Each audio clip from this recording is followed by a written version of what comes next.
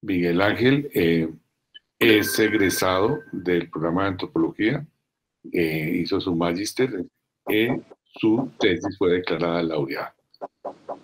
Voy a leer un corto resumen de su conferencia. Esta investigación constituye un estudio antropológico sobre una práctica organizativa bogotana. En el trabajo se auscultan la génesis del proceso, sus dinámicas internas y las formas como se forjó y se relacionó con la ciudadanía y con las entidades estatales. Desde la vivencia propia del autor se realizó una etnografía atenta y minuciosa que alude al proceso de construcción de un sujeto colectivo como expresión de la sociedad y a las incidencias ontológicas suscitadas en las personas que lo componen. El ejercicio describe cómo desde la agencia y narrativas propias orientadas a la generación de conocimiento, a la gestión ambiental, a la participación ciudadana, a la práctica política y a la planificación y apropiación del territorio, se incidió directamente en el fortalecimiento de la democracia de la Bogotá de inicios del siglo XXI.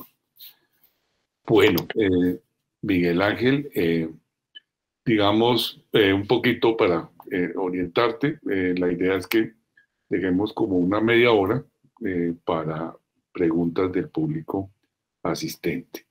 Y bueno, entonces, no siendo más, por favor, te cedo la palabra. Adelante, Miguel Ángel.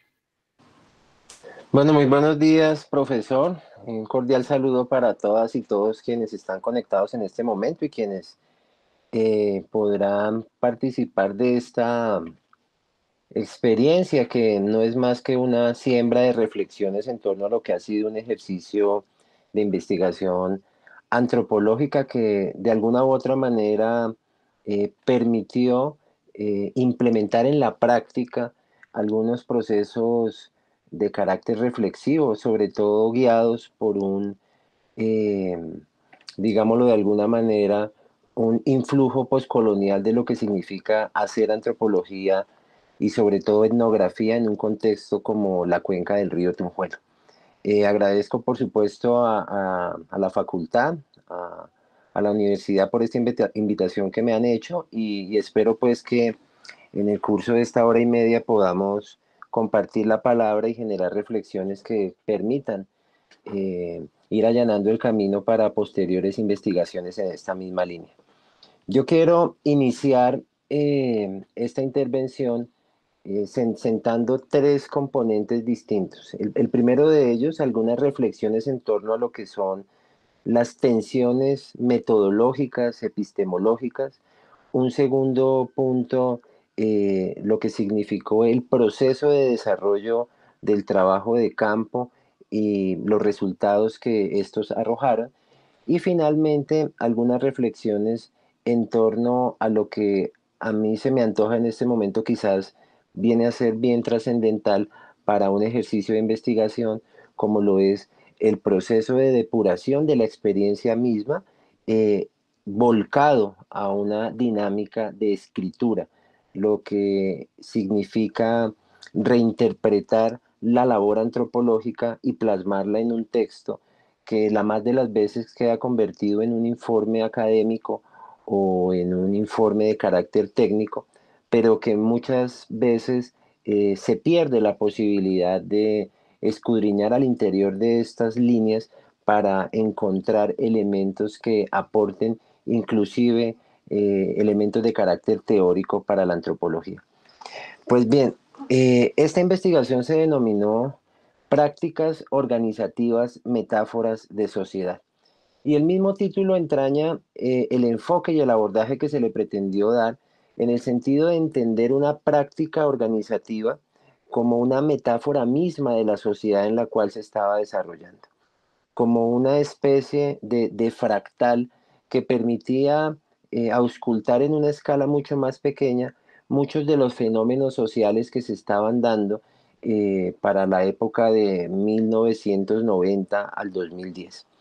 Y estas prácticas organizativas, eh, insisto en este término, que difiere un poco de las tradicionales acepciones de organizaciones comunitarias, organizaciones de base, organizaciones no gubernamentales, porque justamente estas categorías son en extremo genéricas y nos ponen en el mismo nivel a una organización de carácter internacional, con por ejemplo un comité juvenil de una junta de acción comunal o de una parroquia.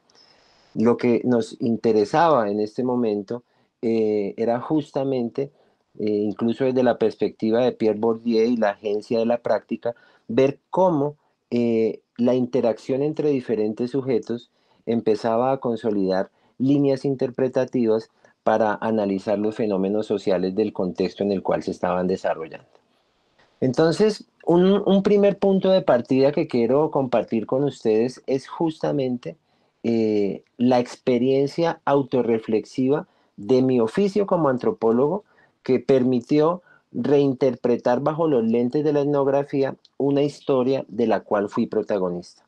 Una historia que se remonta, como ya lo he manifestado, a mediados de la década de los 90, en donde la vida me llevó a habitar en un territorio con múltiples complejidades, un territorio con múltiples potencialidades también, que hicieron posible que la labor etnográfica se materializara sobre el sí mismo. Es decir, estaríamos hablando de una antropología del yo, una etnografía vital, una antropología del sí mismo en un contexto por demás complejo como lo es el sur de Bogotá. Otro elemento que quiero plantearles como puntos de partida tiene que ver con las temporalidades en las que se dio la investigación. Por cuestiones propias de la situación que se estaba viviendo en ese momento, yo desarrollé un trabajo de campo de cerca de 7 años de manera consciente, y si lo extendemos a esos momentos en los cuales uno desarrolla la labor etnográfica sin tener claro cuáles son los propósitos que la están inspirando, este periodo fácilmente se puede extender a 10 años. Sin embargo, en el momento justo en que estaba culminando el ejercicio y que ya se disponía todo para la elaboración del documento final, eh, las condiciones de conflicto armado del país me llevaron por una serie de amenazas a retirarme del lugar, y esto impidió entonces que culminara el ejercicio tal y como se había predestinado. Sin embargo, esto es bien importante porque permitió entonces que hubiera un periodo de tiempo muy extenso, demasiado extenso para mi gusto en su momento, que impidió entonces que culmináramos la labor. Fueron 10 años aproximadamente que tuvieron que transcurrir para que esas notas de ya páginas amarillentas de diarios de campo que habían quedado sumidos en cajones, en cajas, que, que habían, digamos que, acumulado tiempo, esas hojas del diario de campo, las fotografías, las entrevistas, todo emergió de nuevo con una potencialidad inusitada a la luz de una nueva interpretación frente a estos ejercicios. De manera tal que hoy podría decirles que el tiempo que transcurrió se convirtió en un aliado para el ejercicio mismo de la investigación, y es un poco también lo que Levi-Strauss en su momento llamaba esa mirada lejana que uno tiene de los hechos y que le permite asumir una nueva perspectiva y ver con otros ojos esa experiencia que se vivió años atrás.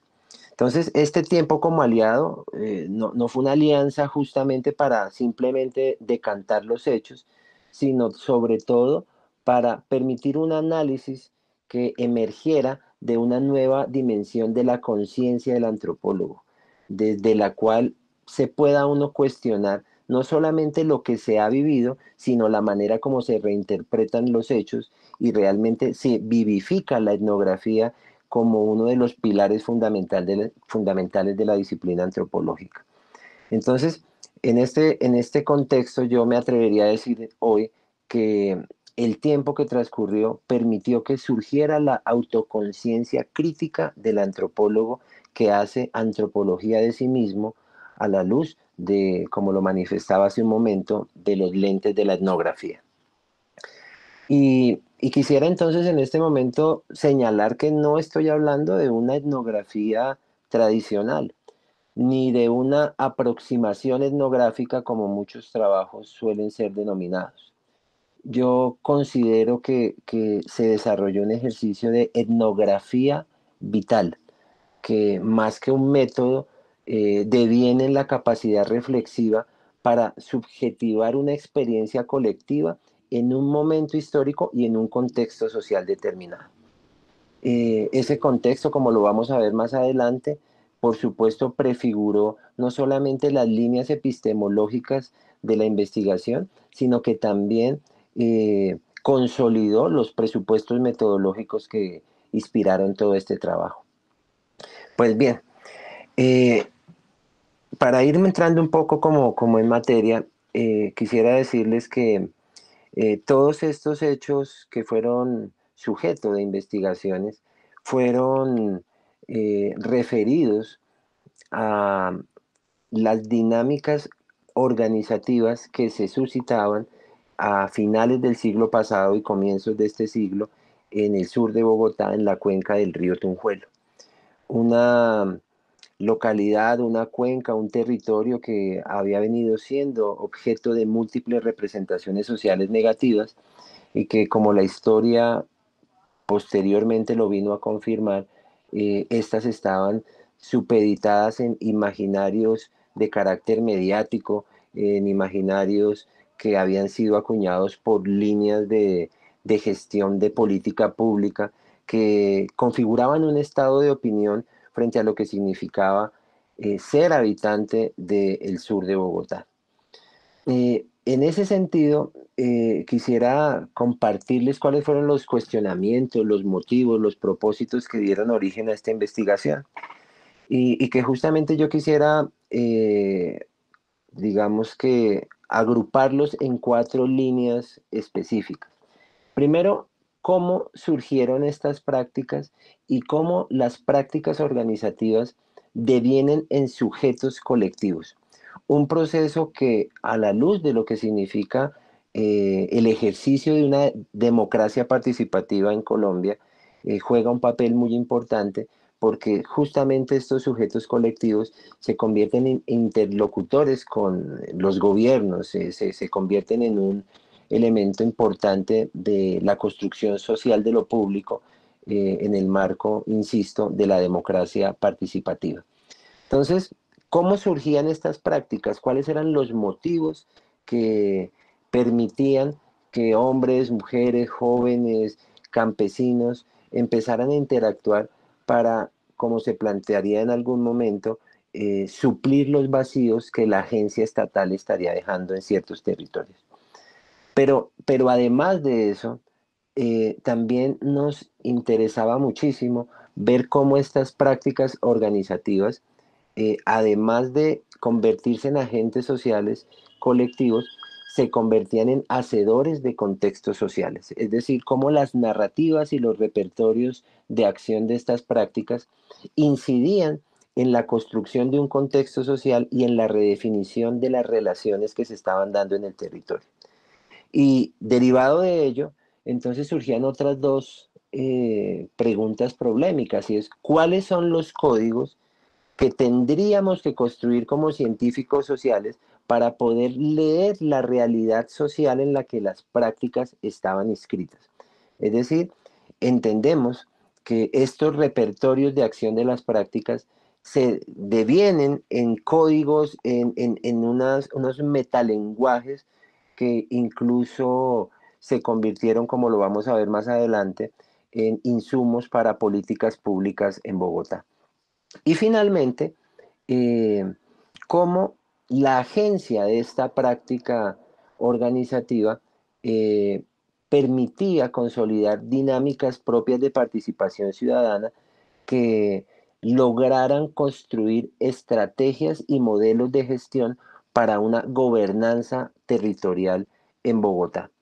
Entonces, estas cuatro preguntas gruesas orientaron la investigación y además signaron lo que fue todo el proceso de construcción metodológica y de retroalimentación teórica del ejercicio.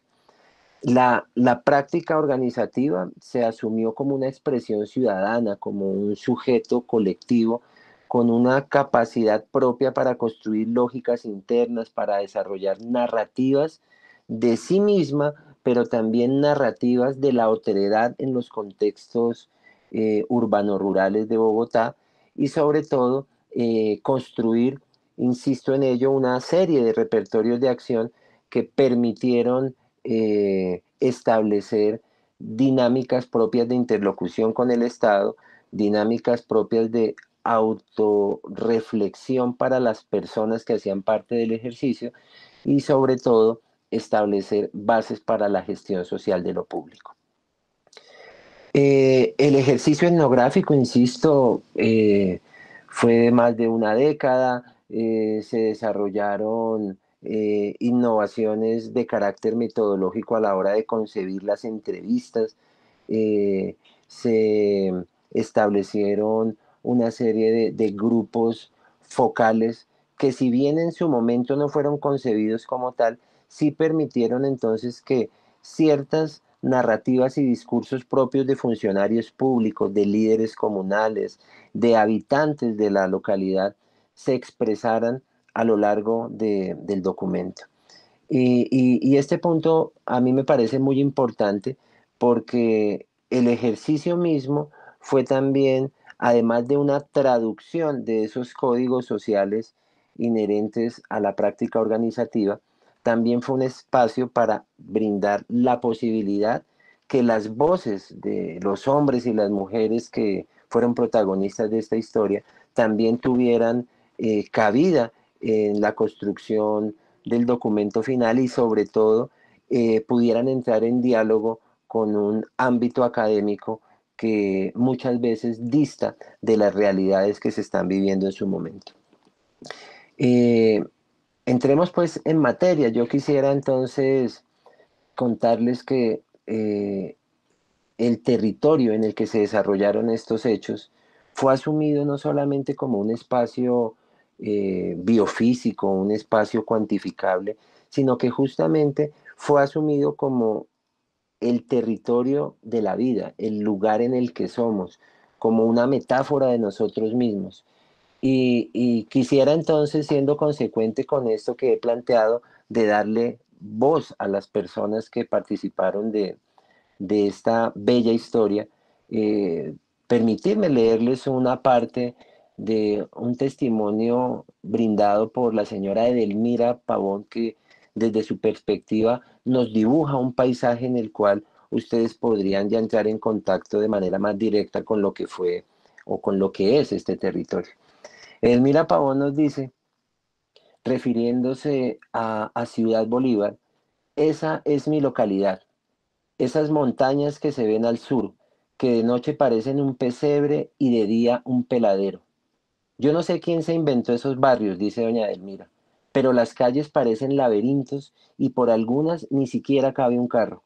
No hay parques. Los chinos tienen que bajar hasta el Tunal o andar por ahí andaregueando en las esquinas. Pero esto debió ser bien bonito. Bonito por allá en la época de los indios, porque bien hacia la parte alta hay unos bosques hermosos y existen huellas de esas personas que antes los habitaron. Como vemos en este testimonio, se está dibujando prácticamente lo que es no solamente la localidad de Ciudad Bolívar, sino la cuenca en general del río Tunjuelo, esa cuenca que, que ha sido producto de múltiples inequidades sociales que se acunaron desde la época de la conquista y la colonia, y que, pues para citar un caso que me parece importante, hacia 1750, cuando empiezan a dársele nombre a las calles en Bogotá, el territorio hacia el sur, el territorio hacia la cuenca del Tunjuelo, no era digno de ser nombrado. Y existen testimonios que han permanecido en el tiempo a través de la pluma de varios cronistas que mencionan cómo esos pueblos de indios no merecen tener un nombre de español. Y eso entonces, a claras luces, nos está evidenciando cómo se empezó a sembrar una semilla de segregación social que a la postre hoy podemos incluso seguir viendo con tristeza incluso en el actual plan de ordenamiento territorial, cuando destinan para la cuenca del Tunjuelo la función vertedero del territorio y vemos hoy por demás cómo 6.200 toneladas diarias de basura siguen llegando a este territorio sin importarnos que estamos hablando de una pieza fundamental de la estructura ecológica principal de Bogotá, con una potencialidad social enorme que tristemente ha venido siendo desaprovechada. Pero continuemos entonces con este testimonio de Edelmira. Lo que vemos allí en esas calles laberínticas donde no transcurren vehículos, en ese peladero diurno, pero en ese pesebre nocturno, nosotros estamos viendo entonces un territorio que ha sido construido por la propia ciudadanía. Y vemos entonces que estas representaciones sociales del territorio no son de carácter aleatorio. Esas representaciones territoriales han sido justamente producto de un proceso histórico que, como manifestaba hace un momento, viene desde la época de la colonia y que nos lleva a pensar que los modelos de ocupación del territorio, las dinámicas de consolidación de élites políticas y económicas han hecho que la ubicación geográfica de la ciudad esté determinada por una serie de genealogías de la segregación y de la vulneración al derecho al territorio. Eh, Basta con recordar como, por ejemplo, lo que hoy conocemos como Cuenca del Tunjuelo era el antiguo territorio de las utas del Tunjuelo y de Usme. Las utas, por supuesto, son configuraciones territoriales del pueblo muisca que servían de antesala para la diáspora mágico-religiosa que solía darse hacia el páramo de Sumapaz por parte del pueblo muisca y que veía en este río un elemento absolutamente importante para su desarrollo cultural, pero también, como ya ha sido ratificado por diferentes estudios de carácter ecológico, esta pieza del sur de Bogotá no solamente recoge ecosistemas como el páramo, como los bosques altoandinos, como diferentes áreas de humedal, sino que también cuenta con ese ecosistema subxerofítico que es de vital importancia para eh, la resiliencia ambiental de nuestro territorio. Entonces, lo que estos pueblos indígenas veían en este territorio, la colonia lo opaca, lo convierte en un no lugar y establece entonces lo que serían las bases de la actual segregación territorial que estamos viviendo. Pero ese proceso histórico, y permítanme, por cuestiones de tiempo no puedo profundizar en toda esta narrativa de línea de tiempo, quisiera hacer un salto mortal hacia el futuro y dejar entonces esas épocas prehispánicas para mirar cuáles han sido las dinámicas de poblamiento de lo que hoy se conoce como Ciudad Bolívar. Un territorio que, dicho sea de paso, en el momento en que fue lanzado a la vida pública como unidad administrativa, existe un discurso del entonces presidente Belisario Betancur, quien de manera muy elocuente y sentida manifestaba no solamente a Bogotá, sino al país, que surgía esa localidad como un territorio digno para la minería y para que los pobres vivieran. Estas palabras en la voz de un mandatario nacional solamente reflejan lo que significa la construcción de una segregación espacial que se signa desde el establecimiento para la ciudadanía y que, como lo veremos más adelante, eh, fue la base para establecer unas políticas públicas que han condenado a la población a la vulneración de múltiples derechos en el territorio. El poblamiento de esta localidad durante los últimos 60 años encontramos que tiene cuatro líneas especiales que hemos logrado identificar. Una primera, que es la colonización desde la región central del país, que está muy ligada a la violencia bipartidista. Una segunda, flujo de colonización de carácter urbano que nosotros nos dimos la libertad de denominarla desplazamiento económico. Y entonces, ¿qué significa esto? Para muchas personas hacia mediados de los 80, principios de los 90, habitar en la Bogotá consolidada resultaba supremamente oneroso, mientras que para la fecha arrendar una casa en un barrio como por ejemplo el Quiroga o el Bravo Páez costaba entre 5.000 y 6.500 pesos. Comprar un lote en Ciudad Bolívar podría costar exactamente lo mismo, es decir, con lo que yo pagaba un mes de arriendo podría adquirir una propiedad en las partes altas de Ciudad Bolívar, de Usme, en esta zona periférica de Bogotá. Eso hizo que se desplegara con lo que podríamos llamar en este momento fueron los pioneros de los tierreros, es decir, de estas organizaciones de urbanizadores piratas eh, que permitieron entonces que grandes haciendas en el sur de Bogotá fueran invadidas, fragmentadas y se convirtieran en una mercancía de cambio para satisfacer la necesidad de vivienda de múltiples personas en Bogotá.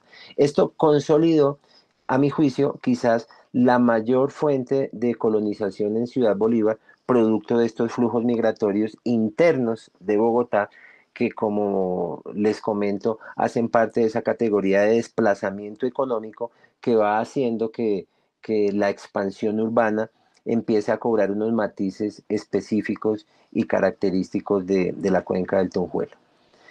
Aunado a esto, encontramos una tercera línea que es justamente la llegada de población en condición de desplazamiento forzoso, que tuvo un pico muy grande eh, hacia mediados de la primera década de este siglo. Para nosotros es bien sabido los hechos lamentables que atravesó nuestra nación y que hicieron que el número de víctimas se incrementara de manera alarmante y estas personas llegaron a Ciudad Bolívar. De hecho, según cifras oficiales, la cuenca del Tunjuelo se convirtió en el territorio que más albergó a población en desplazamiento forzoso entre los años 2001 al 2009 aproximadamente. Y finalmente encontramos una fuerte presencia de la diáspora venezolana que ha venido matizando con otros ingredientes de tipo cultural lo que significa la construcción de la simbología territorial y de las múltiples identidades que subsisten en Ciudad Bolívar. Como vemos entonces, aunque para mediados del siglo pasado, en la década del 60 aproximadamente, la figura de desplazamiento forzoso no existía como tal desde un punto de vista analítico, lo que sí hemos logrado identificar es que más del 93% de la población que habita en Ciudad Bolívar, y estoy dando unas cifras con corte a 2018, eh, fueron producto de distintos flujos migratorios, en la mayoría de los casos condicionados por estas dinámicas violentas, bien sea por presiones políticas o del conflicto armado o de características económicas. Entonces estamos hablando de una población de la cuenca del Tunjuelo, que es una población en condición de desplazamiento en diferentes contextos por distintos motivos, pero que como bien lo dice el profesor, lo dejó dicho de una manera muy clara el profesor Alfredo Molano, desplazarse es cambiar de lugar. Por tanto, tendríamos que cambiar ese apelativo y hablar de un desarraigo, porque desplazarse es casi cambiar de un lugar a otro de manera plácida y por voluntad propia.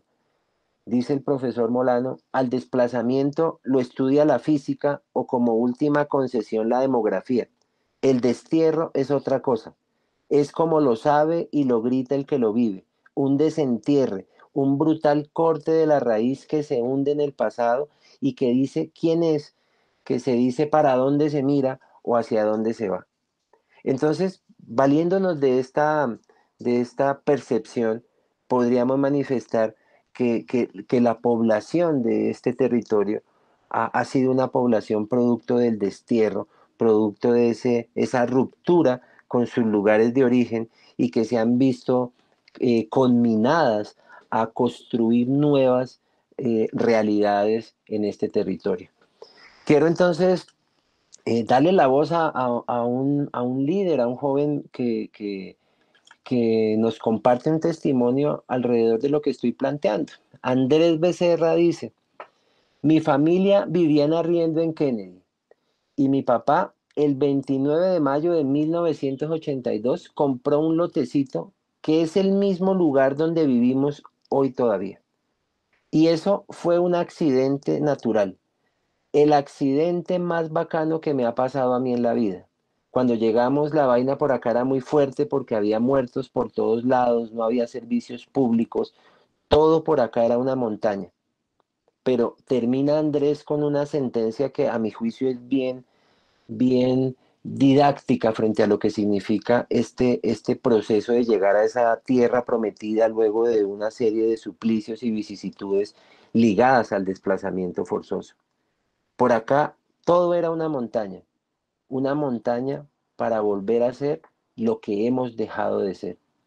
Entonces, cuando vemos esta expresión de este joven y nos concentramos, por ejemplo, en esta figura de accidente natural, entendemos que tal recurso discursivo entraña el carácter aleatorio del encuentro con el lugar de destino, el lugar a donde yo he llegado y en el cual me voy a construir. No es el sujeto quien encuentra la tierra prometida, sino es esta tierra la que lo encuentra a él.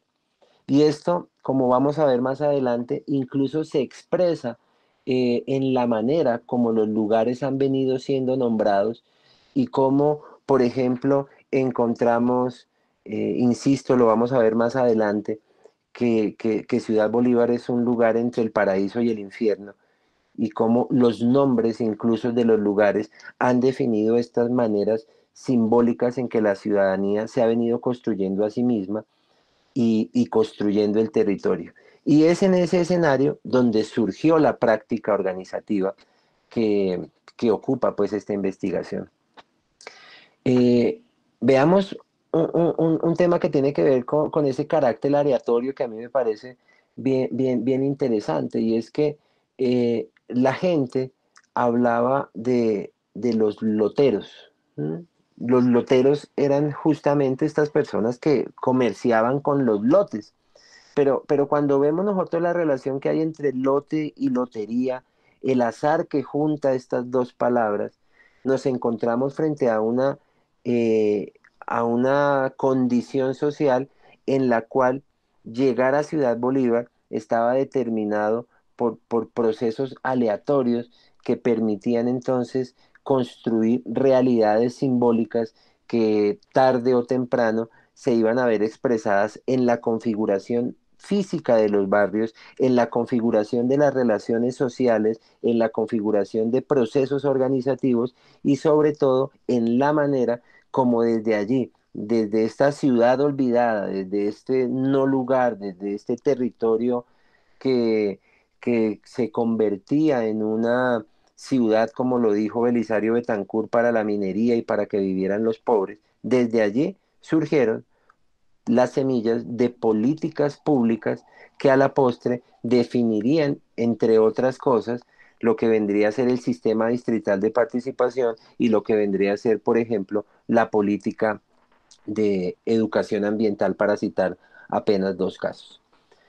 Eh, Veamos lo que significó, y aquí entonces ya quiero invitarlas a que me acompañen como en esa narrativa de lo que fue el ejercicio de mi experiencia propia como sujeto que luego derivó en una experiencia antropológica.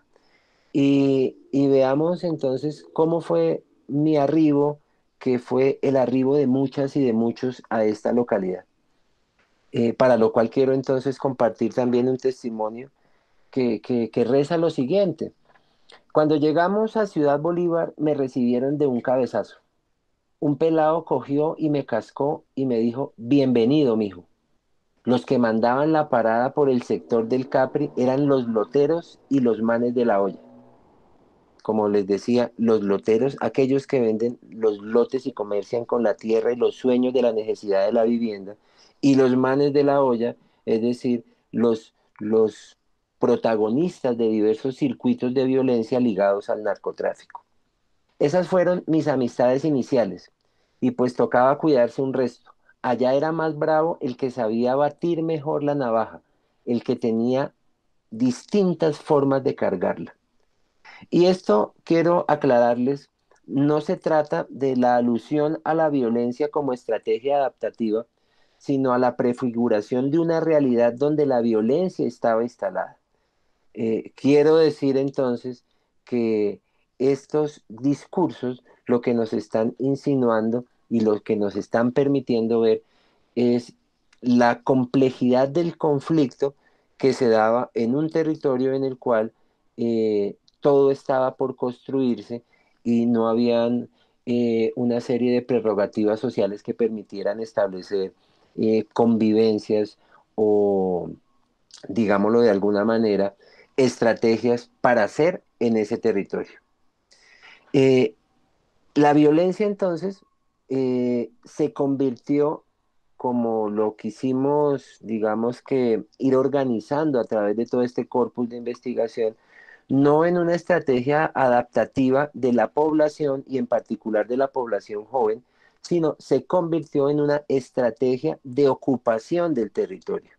Es decir, la violencia fue utilizada por grupos al margen de la ley, por bandas dedicadas al comercio ilegal de tierras, a la expoliación de tierras y sobre todo diversas expresiones organizativas que permitieron ir cooptando a la población hacia una serie de dinámicas propias del conflicto armado que estaba viviendo el país para la época de los primeros 10 años de este ciclo.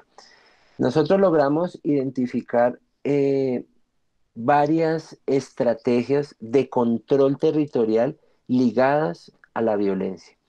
El primero es la llegada de familias completas que estaban ligadas a estructuras paramilitares de Montería, de Antioquia y del Llano.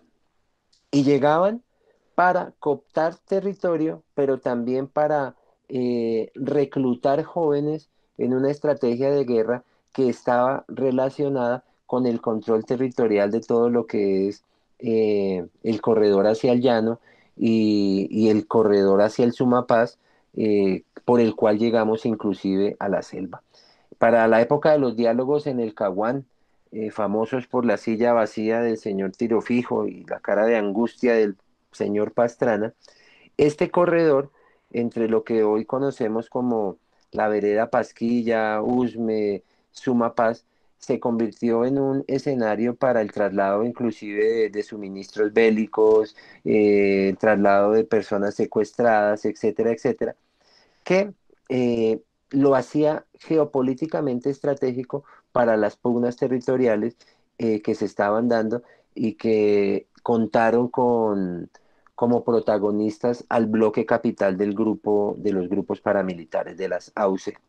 Entonces identificamos que llegaron familias completas y estas familias empezaron a montar negocios que empezaron a cobrar como un papel propio de las dinámicas particulares de la población. Permítanme compartirles cómo uno de los miembros de estos grupos paramilitares nos decía, los negocios que montamos cuando llegamos son de acuerdo con la necesidad de la gente. Como aquí a los pelados les gusta jartar, pues les ponemos cantinas. Como a los cuchos les gusta jugar rana, pues le metemos la rana. Como a las cuchas necesitan vainas para las costuras, pues se las ponemos. Y luego nosotros hicimos una cartografía que, que valga decirlo en este momento, por prevención frente a lo que significaba hacerlas públicas con ciertos nombres y rostros particulares, tuvimos que matizar a lo largo de toda la investigación. Esta cartografía nos permitió establecer las redes entre misceláneas que no vendían absolutamente nada, pero que ejercían un control sobre el territorio, cantinas que incluso obsequiaban la cerveza para poder tener una predominancia en el lugar y para establecer ciertas reglas de uso, ocupación y disfrute del territorio. Estas estrategias de violencia territorializada lo que hicieron fue que se configuraran normas de ocupación que inclusive establecían horarios para poder salir a la calle, para poder tomar ciertas rutas de transporte o inclusive horarios para poder ir a hacer compras o sencillamente de disfrutar del territorio. Eh, Otra de las estrategias tenía que ver con los usos simbólicos del panorama cultural local. Como les decía hace un momento, eh, la violencia permitió que se establecieran ciertos símbolos en torno a las armas que se utilizaban. Y logramos identificar cómo eh, el nivel de depuración y de detalle al cual llegaron estas organizaciones criminales, hay que decirlo, identificó cómo hacían que el niño pasara de jugar trompo a entregarle una patecabra y de la patecabra, que es una navaja, pasar al fierro, que es un arma de fuego elaborada de manera artesanal.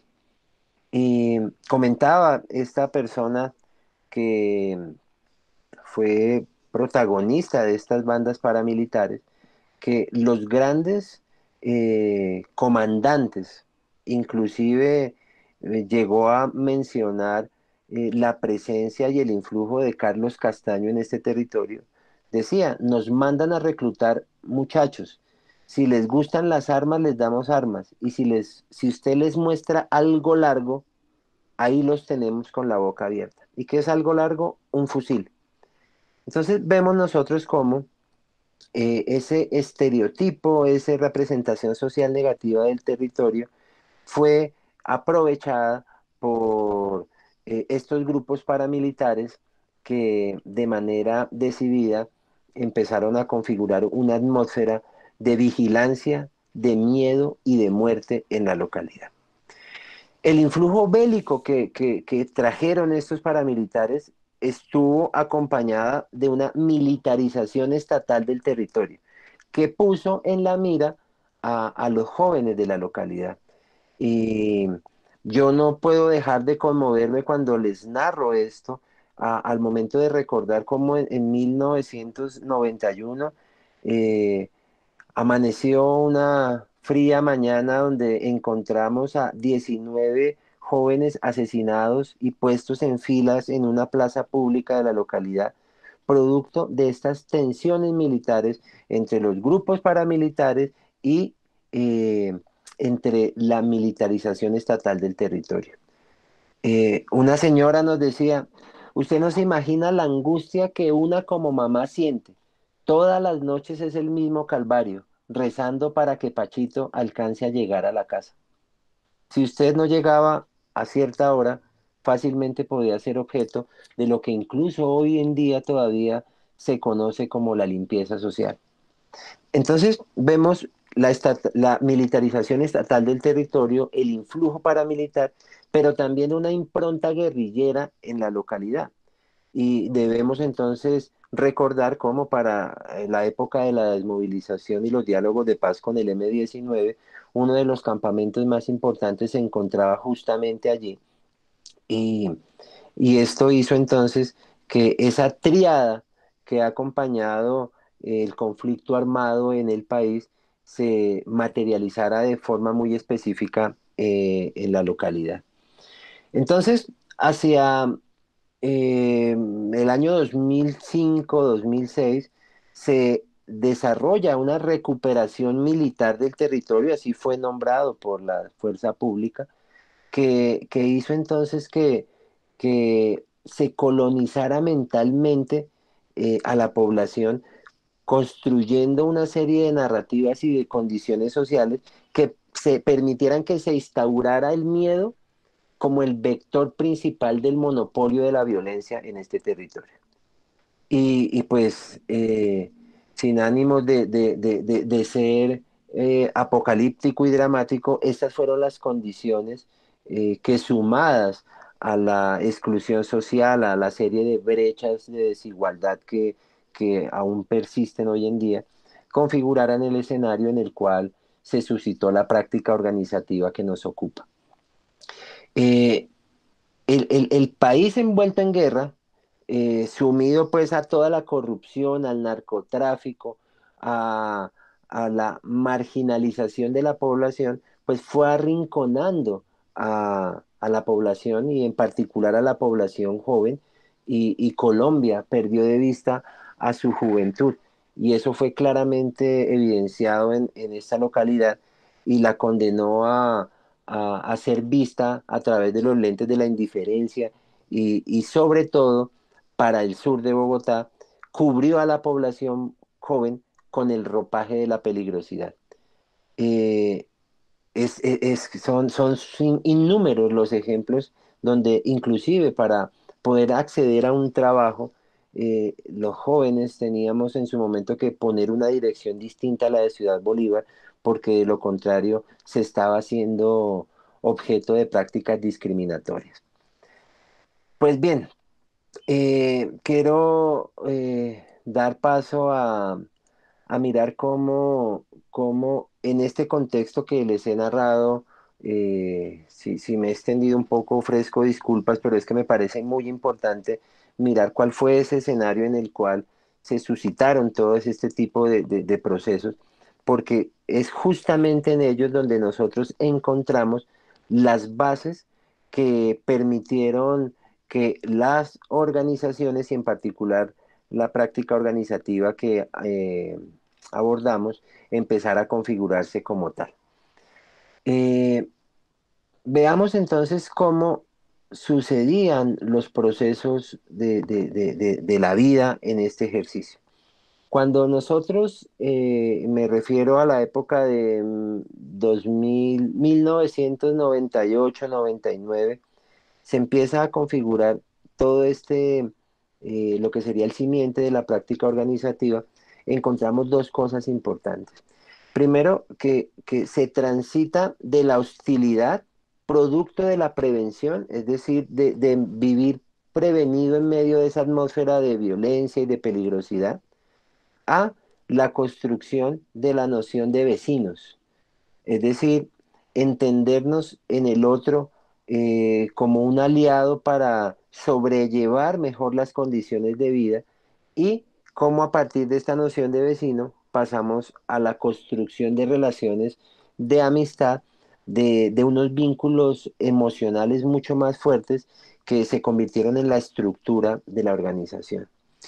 Cuando se supera el ostracismo y el alejamiento en el que la población joven había sido sumida para esta época en la localidad, se inicia un camino que permitió, insisto en ello, darle un nuevo sentido a la palabra vecino, al compromiso íntimo de la palabra amigo y ver cómo mediante toda esta urdimbre se tejió posteriormente una organización social con un potencial enorme para transformar vidas y además de ello para reconfigurar el territorio en el cual se estaba desarrollando. En ese sentido, eh, sucedieron tres elementos icónicos que permitieron consolidar esta primera fase de la organización.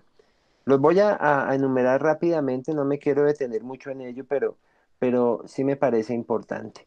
Lo primero que vemos es una serie de jóvenes que se miran unos a otros con hostilidad, que reconocen en el otro a través de un efecto de espejo ciertas carencias y potencialidades y que la misma dinámica de la localidad empieza a juntarlos.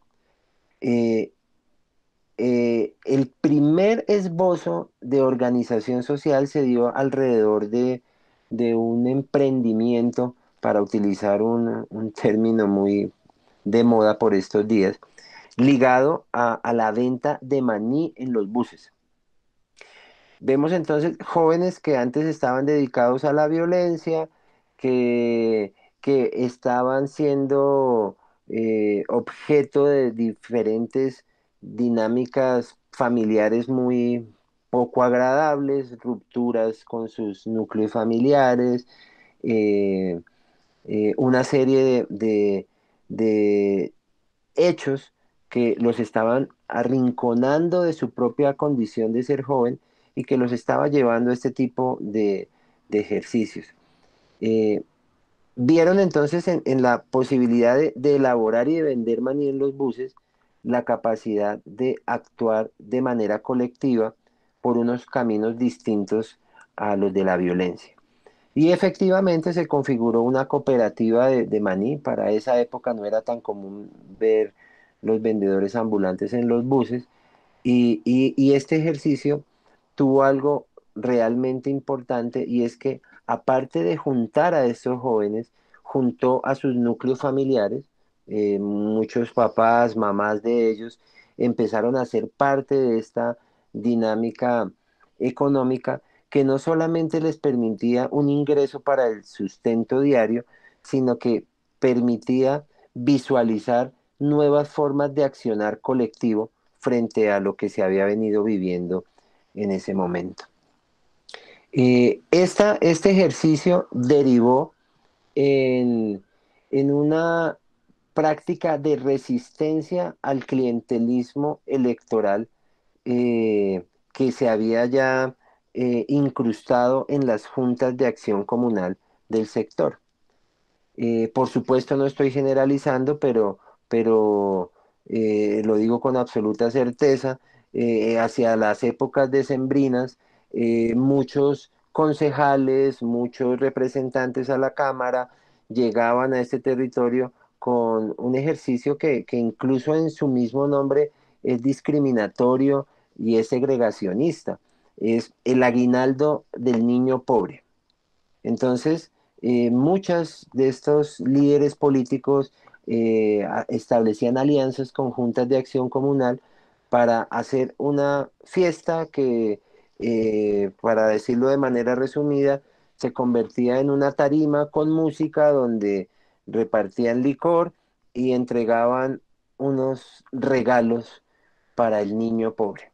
Pero detrás de este regalo para el niño pobre lo que se estaban era consolidando las relaciones clientelistas entre los líderes comunales y los grandes, permítanme la expresión, capos de redes políticas que justamente llegaban a ese territorio a apresar la voluntad de la población y amarrar una serie de votos para sus intereses personales. Entonces, este grupo de jóvenes lo que hizo fue, a través de un acto de resistencia, fue entregar regalos a los niños y a las niñas, pero fuera de estos esquemas clientelistas.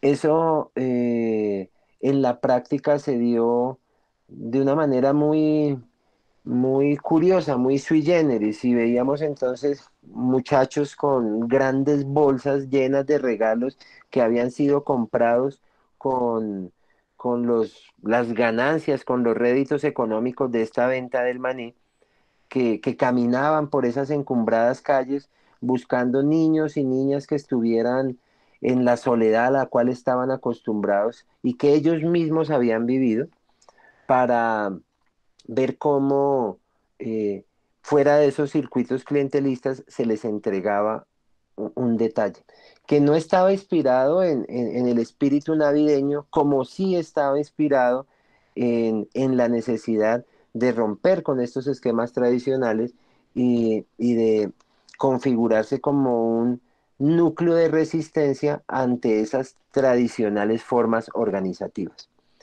Esto tuvo un tercer momento que fue el desarrollo de lo que llamamos la siembra de conocimiento.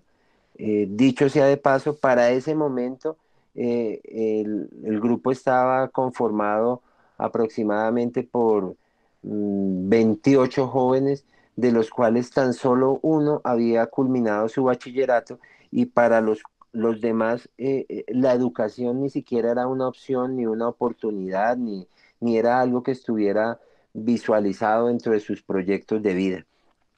Eh, Sin embargo, todo este proceso hizo que este mismo núcleo organizativo estableciera alianzas con estudiantes de la Universidad Nacional, con estudiantes de la Universidad Pedagógica, de la Universidad Distrital, y empezaron a desarrollar procesos de, de pre-ICFES, preparar a los jóvenes, a los pelados para que pudieran asumir las pruebas de estado y para que empezaran a reconciliarse con eh,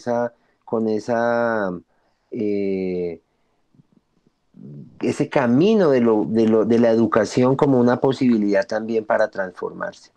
Estos tres hechos fueron, insisto, eh, los tres momentos que se convierten en antecedentes de lo que fue posteriormente esta práctica organizativa que a través del análisis de todo este repertorio de acciones logramos identificar ciertas estructuras y esquemas de acción que prefiguran toda su narrativa y sus propios repertorios.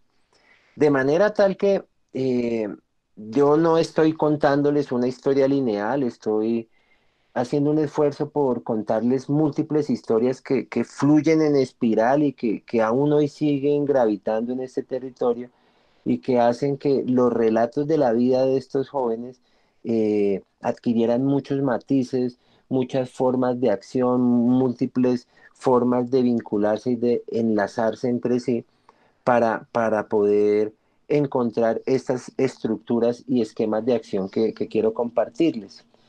Eh, Encontramos tres patrones comportamentales, tres grandes categorías que permiten analizar lo que fue esta larga historia de actuación de esta organización. La primera, una relacionada con la emancipación, con la posibilidad de reconocerse en un contexto distinto, superar el tradicional y casi que obvio proceder ligado al resentimiento y encontrar entonces que el emanciparse pasaba por reconocerse a sí mismos, por visualizar sus potencialidades y por entender el papel protagónico que se tenía que jugar como joven en la localidad, como, como un ciudadano, como una ciudadana, para poder transformar eh, los esquemas de relacionamiento que el Estado había configurado para este territorio. Entonces, eh, si bien es cierto, múltiples de las actuaciones estuvieron ligadas a movilizaciones ciudadanas, a paros, a tomas en el relleno sanitario Doña Juana, a una serie de activismo en respuesta a la desigualdad social, lo que se vio con mucha fortuna fue esa capacidad y ese enfoque emancipatorio para poder construir sus propias realidades sin estar ligado a un esquema confrontacional con el Estado.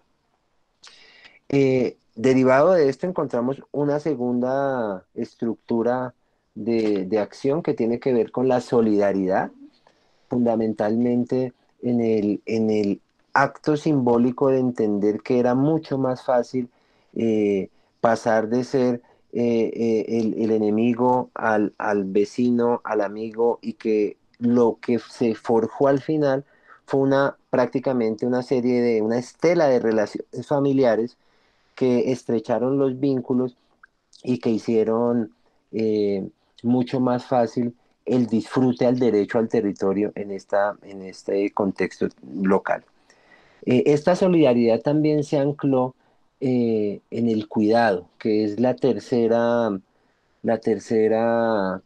estructura que nosotros logramos identificar y que tiene algunas implicaciones bien interesantes porque no es solamente eh, el cuidado mutuo, el cuidado propio, sino el cuidado que tiene que ver con el entenderse como parte de una red eh, vital que surgía para estos momentos. Por eso me parece bonito compartirles una parte del documento donde uno de las mujeres que hicieron parte de él nos dice que el cuidarse inundó la vida diaria y el lenguaje cotidiano.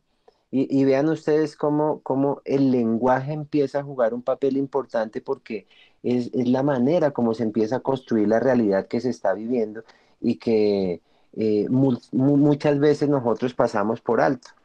Entonces decía que el cuidado se expresaba en el lenguaje de la siguiente manera. Cuídese era despedida, pero también era amenaza. Me cuida mi muchacho, era una súplica. Se cuida, parce, era una recomendación fraterna. Toca cuidar al humedal, era un propósito. Cuidémonos entre todos, era una prerrogativa. Y justamente esta prerrogativa fue la que permitió que se consolidara esta práctica organizativa, no como un intermediario de recursos con el Estado, de recursos económicos con el Estado, sino como una forma organizativa que dio sentido a la experiencia de múltiples jóvenes, pero que también se signó un camino para la construcción de un sujeto colectivo. Eh, quiero pasar en este momento a mirar cómo esta prerrogativa del cuidado permitió entonces que los procesos de autogestión se consolidaran como una verdadera herramienta para la definición de lo que era la identidad de cada individuo, pero también la identidad colectiva de la práctica organizativa. Es decir, se superaba a través de la autogestión los tradicionales caminos de ir a acudir al Estado para recursos que permitieran desarrollar una u otra acción y sencillamente hizo que la práctica organizativa fuera capaz de consolidar sus propias herramientas, sus propias formas y de suplir las necesidades inherentes al ejercicio de su labor. En esa lógica, eh, vean ustedes cómo es importante la relación sinérgica que hay entre la construcción física y simbólica del territorio y la construcción de los procesos identitarios de la práctica organizativa que están ligadas en una sola dinámica y que fácilmente nos permiten hoy decir que el territorio me construye a mí, pero yo también construyo al territorio y es justamente entonces en esa relación simbiótica donde la práctica organizativa cobró un papel determinante para, para la reconfiguración territorial de Ciudad Bolívar y de la cuenca del Tunjuelo. Hace un momento les decía que esta localidad se encuentra entre el paraíso y el infierno, y no lo digo desde un punto de vista analógico, sino que quiero que nos concentremos un momento en las características toponímicas que están inherentes a esto que estoy compartiéndoles. Y es la particular toponimia de Ciudad Bolívar y que alude a dos polaridades simbólicas que están relacionadas con lo que he venido narrándoles. Polaridades simbólicas que determinan la manera como se forjan las representaciones sociales del territorio y cómo la gente se relaciona con este en el marco de lo que es darle sentido a la propia experiencia vital. Ciudad Bolívar, una tierra con nombre de libertador, pero un campesino de Pasquilla nos decía, aquí no hay libertad, vivimos con la ilusión de ser libres. Y qué mejor que hablar del nombre de la localidad para iniciar esta reflexión sobre la toponimia. Y es que Ciudad Bolívar entonces refleja esa no concreción de los motivos que le dieron vida al territorio. Y esto entonces tiene que ver con algo que les quiero compartir y es, por ejemplo, buena parte de los barrios de la localidad tienen unos nombres que remiten a realidades positivas que están relacionadas de manera directa con los hechos migratorios que permitieron que múltiples hombres y mujeres llegaran allá en busca de algo bonito para poder ser. Y estos nombres pues son, por ejemplo, El Tesoro, Vista Hermosa, El Lucero, El Paraíso. ¿M? Pero cuando nosotros vemos la manera como son nombradas, por ejemplo, las quebradas, nos encontramos frente a referentes absolutamente contrarios, aspectos negativos que nos hablan de una sociedad, lo que no se desea, aquello que merece ser escondido, lo que refleja los temores y el lado quizás oscuro de la humanidad. Entonces, mientras que el barrio se llama el paraíso, la quebrada se llama el infierno, el infiernillo, la pichosa, el Zanjón del Muerto. Y entonces vemos cómo la esperanza de construir un territorio se ve reflejada en los nombres de los barrios, pero las realidades que el mismo territorio estaba construyendo se ve reflejada en las formas y en los nombres que reciben las quebradas. Y esto no es de poca monta, porque esto tiene que ver justamente con las formas en que se construye el territorio y las formas en las que el territorio me construye a sí mismo. Quiero entonces ya para ir eh, cerrando y dándole paso, como dijo el profesor Vieco, a un espacio para que podamos dialogar y si es preciso responder algunas preguntas, concentrarme en algunas ideas que surgen como conclusiones de este ejercicio. Sin duda alguna, esta investigación eh, conllevó un reto enorme y fue enfrentar la intersubjetividad que surge del hecho de haberse establecido una relación muy íntima con el campo, con la convivencia estrecha en el escenario particular de la labor etnográfica y haber sido también protagonista de ese sujeto colectivo. Esto, debo confesarlo acá, sin duda alguna, produjo un debilitamiento de las fronteras del yo. Muchas veces, mientras se desarrollaba el ejercicio etnográfico en el calor de la vida diaria, era difícil de entender cuándo era el antropólogo, cuándo era el que ayudaba a vender maní o el que ayudaba a construir procesos de investigación frente a la biodiversidad en el área rural de Ciudad Bolívar. Este debilitamiento de las fronteras del yo en su momento fue entendido y lo asumía de manera personal como un riesgo, pero ciertamente cuando pasa el tiempo, eh, eh, esa experiencia es vista con otra perspectiva y entonces esa intersubjetividad se convierte quizás en el mayor bastión para poder haber desarrollado este ejercicio con una postura epistemológica de carácter postcolonial, pero también con una postura epistemológica que permitiera sacudir lo que es el ejercicio de la etnografía en nuestro país. Sacudir lo que tristemente uno ve por ahí que se desarrolla etnografía haciendo encuestas en una plaza de mercado durante 5 días y eso ya se llama etnografía. Y entonces, haber tenido la posibilidad de sacudirle el polvo a los diarios de campo, de sacudirle el polvo también a las ideas que habían cobrado una nueva dimensión en mi mente, permitió entonces reconocerme como antropólogo de un contexto periférico para ser portavoz de la realidad que se había vivido en ese contexto.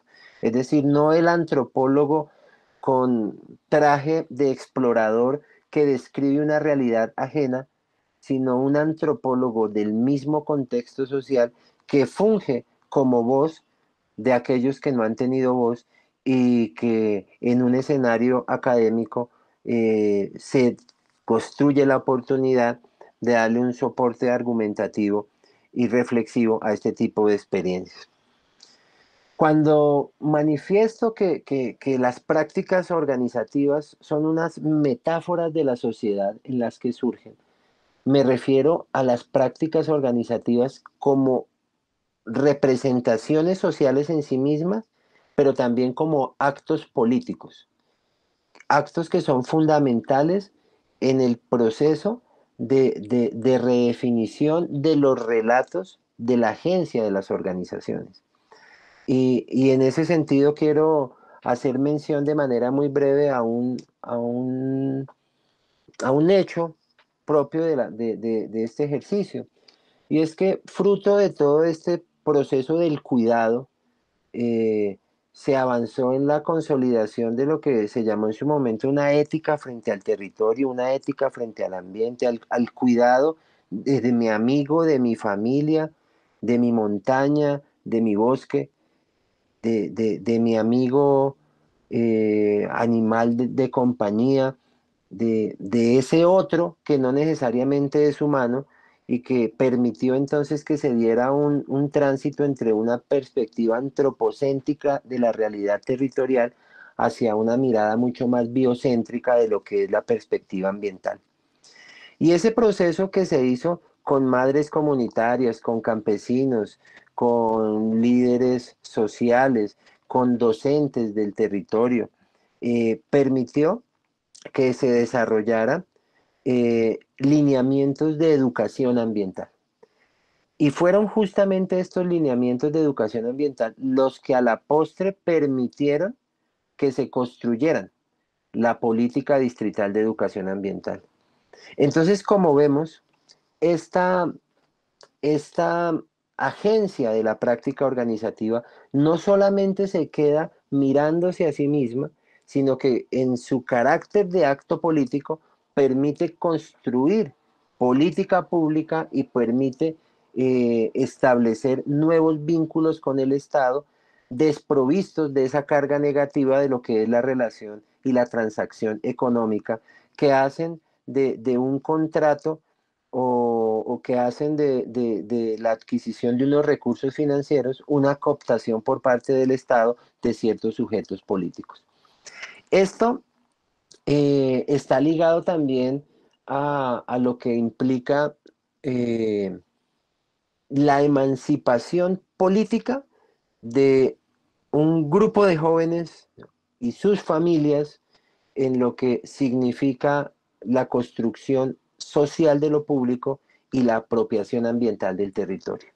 Entonces, eh, estos dos elementos que he compartido en este último momento se convierten para mí quizás en una de las mayores aportes que, que ha tenido el documento y que yo invito para que se pueda realizar una lectura crítica del mismo, porque difícilmente en este poco tiempo podemos llegar a entrar a esos detalles que nos permitan hilvanar con mucha más minucia el ejercicio. Cuando nosotros hablamos de la etnografía propia, me refiero también a esa experiencia autorreflexiva que hace entonces que la etnografía deje de ser solamente un instrumento descriptivo y se convierta justamente en un bastión muy poderoso de lo que es la construcción analítica y teórica que nos permite escapar de la prisión de lo que nosotros mismos somos y que entonces permite extrapolar dinámicas particulares de un contexto específico a unas realidades mucho más amplias en una aventura analítica que sin duda alguna resulta muy emocionante.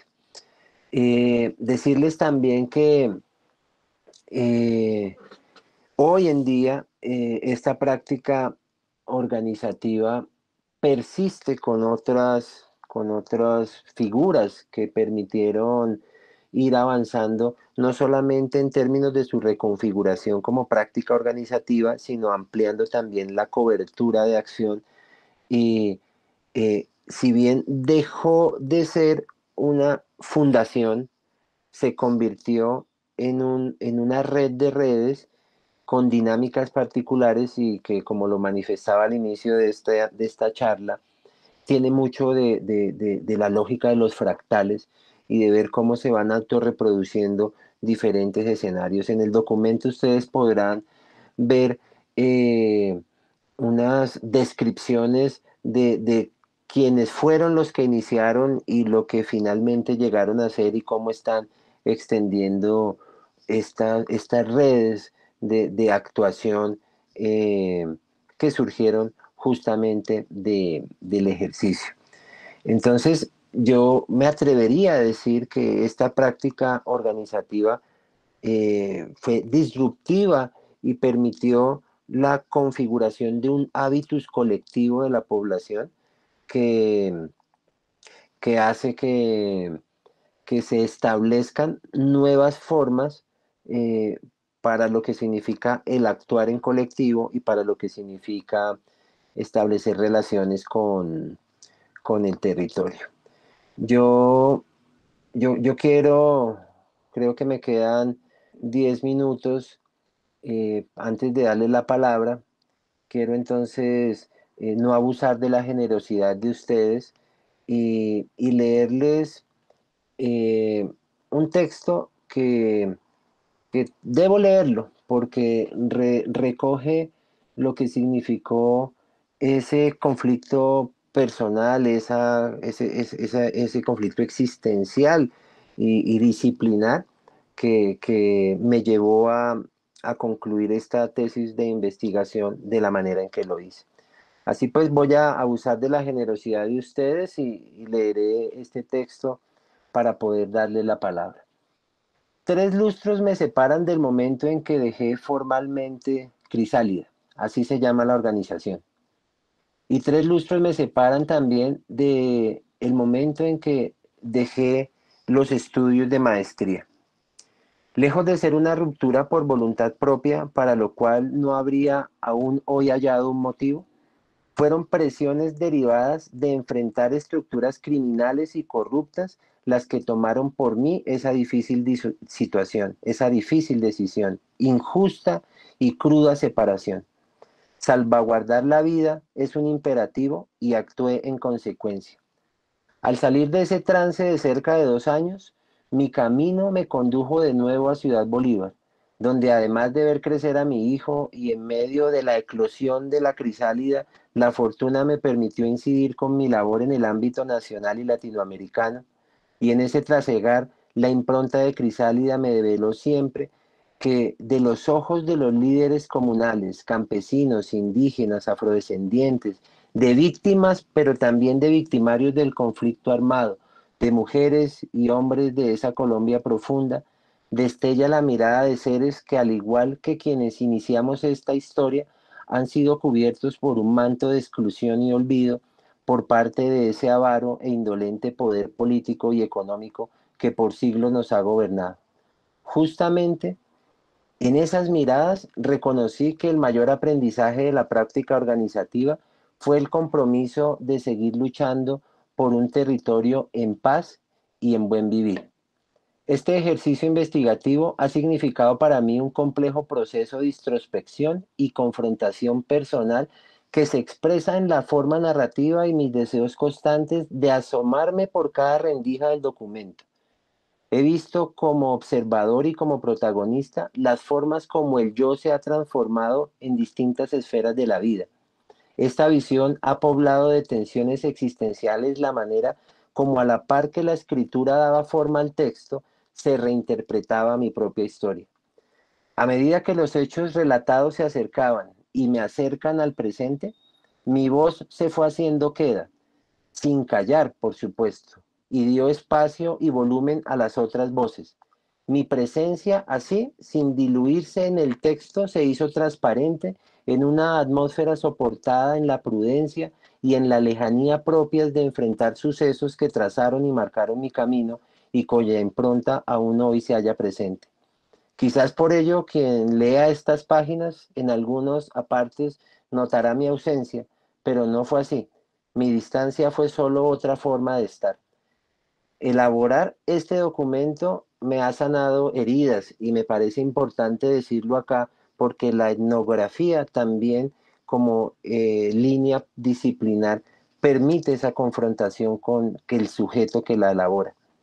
Y ha sido también la etnografía y la elaboración de este documento un brillante espejo retrovisor de un vehículo etnográfico en el cual pude ver en su justa dimensión el tesoro que la vida tenía guardada para mí al llegar a Ciudad Bolívar en aquel ya lejano agosto de 1990. He compartido con ustedes esto, les agradezco enormemente la paciencia y espero entonces que estas reflexiones que he traído a colación en esta mañana sirvan para preguntarnos quiénes somos como antropólogos, como antropólogas, y ver cómo la disciplina que nos ha acogido tiene un papel preponderante en lo que significa la redefinición narrativa y colectiva de lo que es nuestro país. Creo yo que estamos llamados a avanzar de manera firme y contundente en la consolidación de la antropología como un referente de la disciplina a nivel latinoamericano, para que sean esas voces del sur, esas voces periféricas, las que podamos escribir nuestra propia historia. Muchísimas gracias.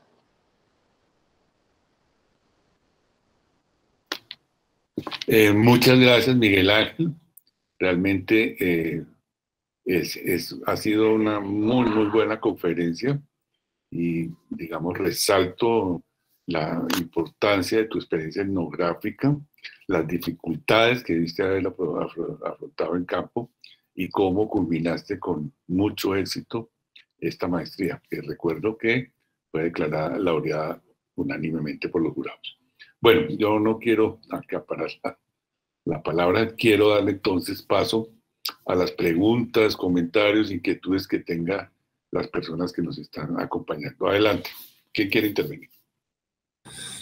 Buenos días, yo quisiera una pregunta para Miguel. Eh, pues muy interesante, Miguel. Usted dijo una cosa al final que me llama mucho la atención y me gustaría si puede ampliar un poco la... Usted habla de que como las formas organizacionales son un correlato de la estructura social. Fue así como más o menos lo dijo, creo. Entonces me gustaría que usted me ampliara un poquito eso, pensando además cómo entran en ese correlato las relaciones entre las formas organizativas de la comunidad con las instituciones gubernamentales que se encuentran en el territorio. Digamos que me llama mucho la atención todo lo que usted nos planteó. Mi trabajo tiene que ver es con lo agropecuario, pero eso que usted dice, si me puede ayudar a entender en esa lógica del correlato, la relación entre las formas organizacionales y las instituciones que intervienen allí también en esa lógica, se lo agradecería mucho. Gracias. Muchas gracias, Juan Carlos, por la pregunta. Eh, Me voy a aventurar a responderla de una forma, mm, digamos que muy casual. Cuando nosotros vemos las maneras en que las entidades gubernamentales se relacionan con la ciudadanía, nosotros encontramos incluso metalenguajes propios de esa mirada institucional que refleja las angustias propias de la institucionalidad, pero que muchas veces no dan cuenta de las dinámicas sociales en las cuales son desarrolladas. Y menciono para citar un caso, cuando uno mira, eh, por ejemplo, los nombres de las instancias, uno casi que tuviera que hacer un glosario. Entonces está el CLA, el CLEA, el CIDEA, el CLOPS, y entonces nosotros vemos que esos metalenguajes significan para la institucionalidad, pero no para la ciudadanía. Y lo pongo como punto de entrada para la respuesta porque nosotros vemos que en ese correlato, como usted muy bien lo señala, Discúlpame, ¿te eh, puedo grabar? sí, claro, no Gracias. hay ningún problema. De hecho, creo que esto está siendo grabado. ¿M? Entonces, ese correlato que se establece entre las prácticas organizativas y, y el contexto social en el que se está dando, hace que la postura de las organizaciones como tal sea reactiva ante la presencia del Estado. ¿Esto qué significa? Que son las organizaciones las que tienen que aprenderse ese metalenguaje. Son las organizaciones las que tienen que adaptarse a las formas y procedimientos y repertorios que el Estado en un insulso ejercicio participativo le provee a la ciudadanía. Es decir, estamos viendo una organización que debe supeditarse a los esquemas institucionales.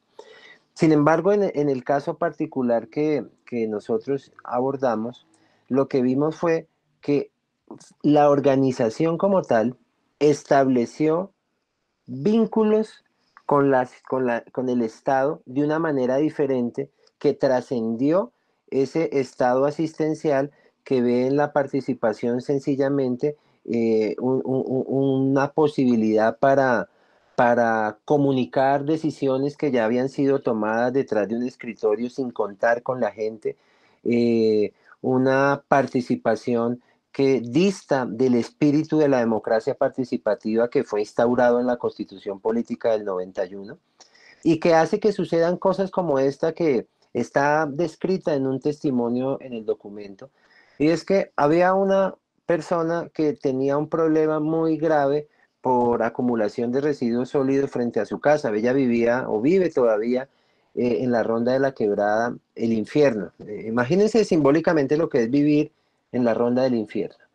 Y aparte de eso, pues tenía mucha basura ahí. Y ella llamaba a la alcaldía, pero la alcaldía la comunicaba con el Departamento Administrativo Técnico del Medio Ambiente, hoy Secretaría Distrital de Ambiente, quien a su vez le decía que eso era competencia de la UAEPS, quien a su vez le decía que eso era competencia por estar cerca a una quebrada del acueducto. Lo que para la señora era un problema, porque tenía acumulación de basura en la puerta de su casa, para el Estado eran múltiples realidades. Y entonces, esta práctica organizativa lo que hizo fue exigir en el derecho constitucional a la participación que la entidad y la institucionalidad pública respondiera de manera articulada para evitar que esa fragmentación de la realidad propia de la esquizofrenia institucional contribuyera a profundizar los conflictos que la población estaba viviendo. Entonces, en ese proceso de construcción de ese correlato, se instó al Estado a atender no los requerimientos específicos, sino nuevas formas de relacionamiento, que a mi juicio es lo más importante de este ejercicio. Y termino diciendo, Juan Carlos, que esto posteriormente hizo parte de la redefinición del sistema distrital de participación y que incluso hacia la época de 2012 aproximadamente, partiendo de estos lineamientos y presupuestos, el gobierno desarrollara procesos de gobernanza del agua, de gobernanza ambiental territorial, entendiendo que es la ciudadanía la que debe ser un actor protagónico en la construcción social de lo público y que como está establecido en los lineamientos normativos de nuestra institucionalidad, la entidad está al servicio del público. Entonces, esta práctica organizativa rompió con las transacciones que se dan fruto de yo le financio un proyecto o accedo a estos recursos, algo que no está mal, no quiero satanizarlo, por supuesto, pero es algo que a veces impide que se avancen los impactos. Entonces, por un lado, rompe estas prácticas de transacción financiera, pero también estableció lineamientos que venían desde la ciudadanía hacia el Estado y el Estado, afortunadamente en su momento, logró hacer caso de este tipo de propuestas. Así que por eso manifestamos que la práctica organizativa como tal se reinventa a sí misma, se analiza de una manera muy crítica y en el contexto social en el que se desarrolla hace que el Estado sea, o que las entidades estatales, perdón, sean un actor más de esa compleja red de relaciones y no sencillamente un Estado asistencial que incluso determina las formas en que hay que hablar. Muchas gracias. Gracias, Juan Carlos. ¿Quién más tiene otra intervención, por favor? Profe Juan José, yo creo, yo. Sí, adelante. Miguel Ángel, muchas gracias por este espacio, por también esa versión a voz de una tesis, pues, de un calibre de nuestra maestría en antropología.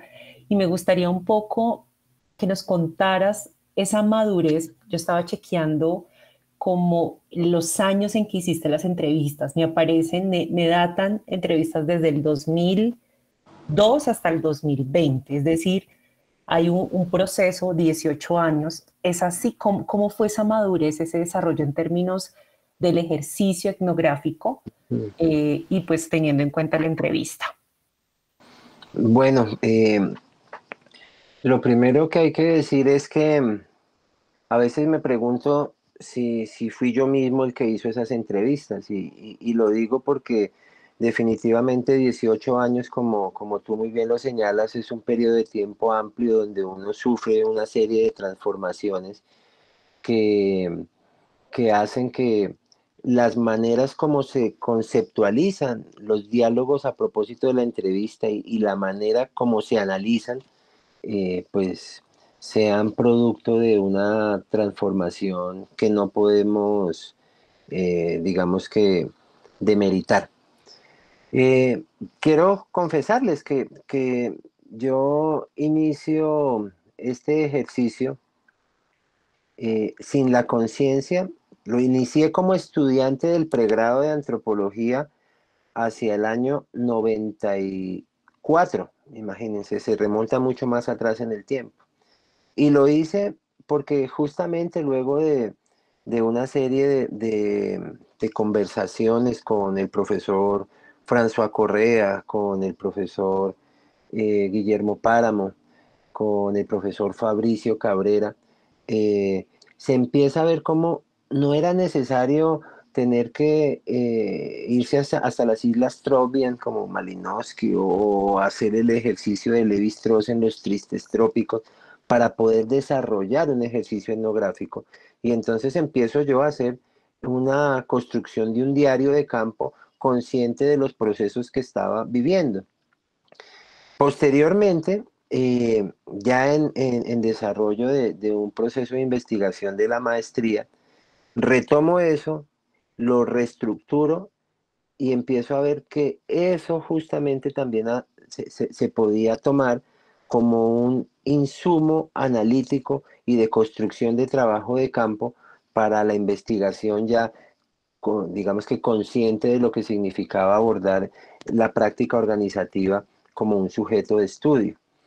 De manera tal que esos diarios de campo sirvieron para estructurar esas primeras entrevistas que, comparadas con las que se hicieron el año pasado, permitieron establecer esa relación de análisis retrospectivo que a mi juicio decantó profundamente las subjetividades particulares del antropólogo que no solamente estudia en su propio campo, sino que por cuestiones propias del contexto construye su propio campo.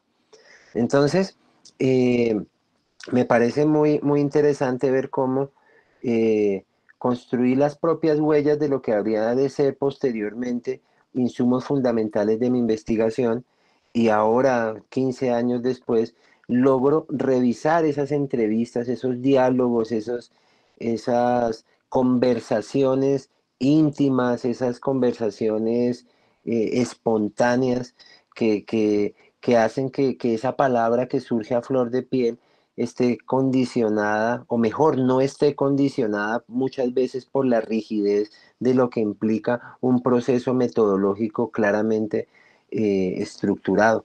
Y no estoy diciendo que mi investigación no haya sido estructurada, sino que justamente ese tiempo permitió decantar, revisar con otros ojos y dotar, como Gladys misma lo señala, de un nivel de madurez la producción de esa información. Y yo insisto en esto porque uno no va al campo a recoger información, uno va al campo a producir información y esa información se construye con las mismas personas y los contextos sociales en los cuales desarrolla el trabajo, pero también con lo que significa la confrontación consigo mismo en un proceso de transformación pues que se dio durante tanto tiempo. Gracias, Miguel Ángel. Gracias, Rosana. ¿Otra intervención, por favor? Pues yo quiero adelante, profe Ana María. Saludar a Miguel Ángel y pues ya lo dejé en el chat, felicitarlo por tan excelente trabajo, por su presentación y por todas estas reflexiones que nos ha compartido en el día de hoy de su propia experiencia académica, vivencial, en fin, todo lo que acompaña a este trabajo. Entonces, pues solo era eso y felicitarlo de nuevo. Profesora Ana María, yo estoy absolutamente emocionado de escucharla y de verla por este medio, y debo decir públicamente que de no ser por la profesora Ana María, esto no existiría. Y fue justamente porque ella dirigió mi tesis de pregrado, que fue una primera aproximación desde el punto de vista epistemológico, pero también vivencial de los sucesos que se desarrollaron en el territorio. Y quiero decirlo públicamente que el respaldo de la profesora no solamente se dio desde el punto de vista académico, sino también personal, y sin ese apoyo difícilmente se hubiera podido superar las situaciones que se estaban viviendo. Así que, profesora Ana María, de manera pública le reitero mi cariño, mi admiración, y decir que sin usted este ejercicio difícilmente hubiera podido realizarse. Gracias, Miguel Ángel, por tus palabras, eres muy generoso. Yo no pude asistir a tu sustentación, pero me es muy grato hoy poder escucharte y realmente mis felicitaciones son muy sinceras. Un abrazo. Gracias, profe. Muchas gracias, profesora Ana María. Bueno, yo quisiera también comentar algo al respecto. Cuando hablamos de regiones marginadas, población marginada, siempre pensamos en zonas de colonización, el Guaviare, el río Putumayo, el río Caquetá, ahora que estuvo pues esta situación tan espantosa que sucedió en Puerto Leguízamo. Siempre pensamos como algo en los extremos de las fronteras, pero fíjense cómo lo que nos comenta Miguel Ángel, en una región cercana, en Bogotá, se vive exactamente las mismas condiciones de marginalidad. Incluso los orígenes de la colonización de esa área de Ciudad Bolívar, pues se da bajo los mismos parámetros. También llama la atención, por ejemplo, cómo desde las épocas de Belisario de Tancur se pensaba entonces como la minería como una alternativa para la misma gente, lo mismo que se plantea hoy en día para ciertas zonas, por ejemplo, cuando se habla de la zona minera estratégica de la Amazonia, etcétera, se piensa entonces como una alternativa para la gente más pobre de este país. Entonces, no hay que buscar en los confines de nuestra patria para estar pensando que estos son problemas que solo suceden en la lejanía. El hecho de cómo los grupos armados son los que dominan la vida social, política, económica de un sitio como Ciudad Bolívar, cómo financia las actividades sin importar si son o no rentables, es realmente, digamos, un hecho que nos pone a pensar. Y gracias a la tesis muy bien lograda de Miguel Ángel, pues podemos dar cuenta de esos fenómenos. Así que muy interesante todo lo que nos has comentado y sobre todo, pues, los que hemos trabajado en regiones, digamos, como se conocen marginadas como la Amazonia, por ejemplo, o los llanos orientales, pues vemos que eso no hay tal. Simplemente depende de cómo geopolíticamente yo me ubico. Si yo me ubico desde Bogotá, pues veo muy lejos los ambientes fronterizos, etc. Si yo estoy en la frontera, también voy entonces a mirar a Bogotá como algo completamente extremo. Y como de hecho lo he oído mucho, cuando la gente se refiere a Bogotá en estas regiones, habla, sí, por allá en Bogotá. como en otro país. O sea que das cuenta, digamos, con esta etnografía de las situaciones múltiples por las que tenemos que entender qué quiere decir una región marginada o poblada, o gente que vive digamos, en condiciones de sometimiento a la violencia y a los grupos armados. Algo tan supremamente corriente en estos días en nuestro país.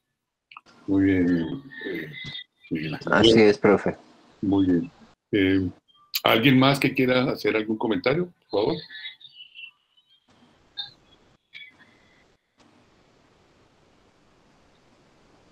No se queden con las preguntas en el tintero, que después dicen, pero yo había preguntado esto.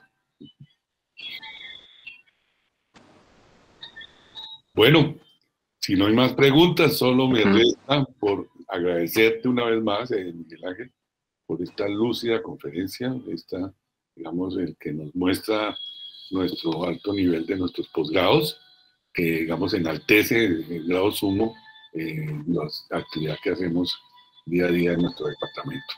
Entonces, pues no me resta más que felicitarte una vez más y agradecerte, por supuesto, que nos hayas aceptado la invitación y hayas presentado en forma tan, digamos, clara tu trabajo. O sea que muchas gracias a Miguel Ángel, a todos los presentes, al señor que hizo posible de soporte técnico que nos ayuda para estas conferencias virtuales. Así que muchas gracias para todos. Muchas gracias, profesor, y un cordial saludo para todas y todos. Me resta por decir que es un orgullo ser de la Universidad Nacional de Colombia y que estamos llamados a seguir avanzando en construir conocimiento para hacer de nuestro país un territorio socialmente justo y ambientalmente sano. Muchas gracias. De eso se trata, exactamente. Bueno, a todos los que se conectaron, les agradezco mucho su asistencia y en 15 días tendremos una nueva conferencia con otro egresado de nuestro posgrado de antropología. Que tengan un resto de tarde feliz y un buen fin de semana.